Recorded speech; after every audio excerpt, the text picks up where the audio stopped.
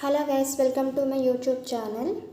Just ఈరోజు సింపుల్గా chicken curry ఎలా చేయాలో తెలుసుకుందాం.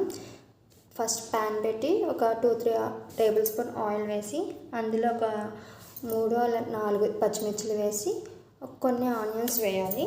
ఆనియన్స్ ఏంటి అంటే ఒక 4 మీడియం సైజ్ ఆనియన్స్ని కట్ చేసి వేసుకున్నాను అనమాట. 1/2 kg చికెన్ తీసుకోవాలి. ఆనియన్స్ అనేది బ్రౌన్ కలర్ వచ్చేదాకా బాగా డీప్ ఫ్రై చేయాలి. తర్వాత బాగా ఆనియన్స్ ఫ్రై అయ్యాక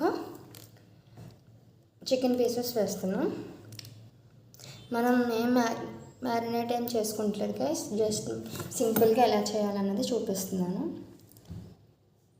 కొంచెం హడావిడిగా ఉన్న టైంలో చాలా సింపుల్గా చేసుకునేలాగా చూపిస్తున్నాను. కొంచెం లైట్గా చికెన్ పీసెస్ కుక్ అయినాక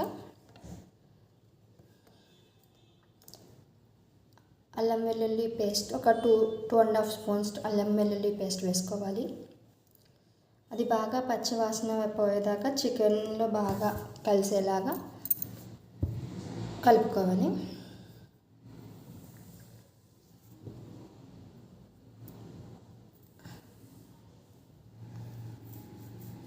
ఆ స్మెల్, ఆ చికెన్ స్మెల్ అదంతా పోయేదాకా కలుపుకోవాలి. తర్వాత పసుపు ఒక 1/2 టేబుల్ స్పూన్, ఒక 2-3 టేబుల్ స్పూన్స్ వచ్చి కారం,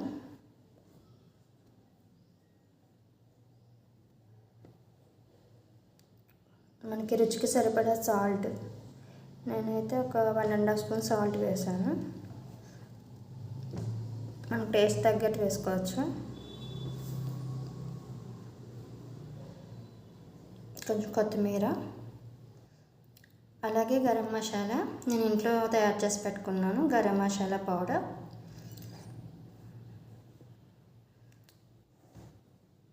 మామూలు టేబుల్ స్పూన్ తర్వాత ఇవి కూడా 2 టేబుల్ స్పూన్స్ పడతాయి. బాగా కుక్ అయ్యేదాకా కొంచెం సిమ్లో పెట్టేసి ఫ్రై చేసుకోవాలి.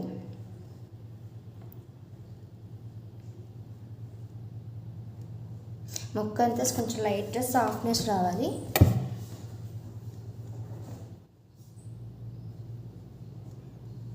కొంచెం అలా కాసేపు అలా చేసుకున్నా కొంచెం వాటర్ పోసుకోవాలి.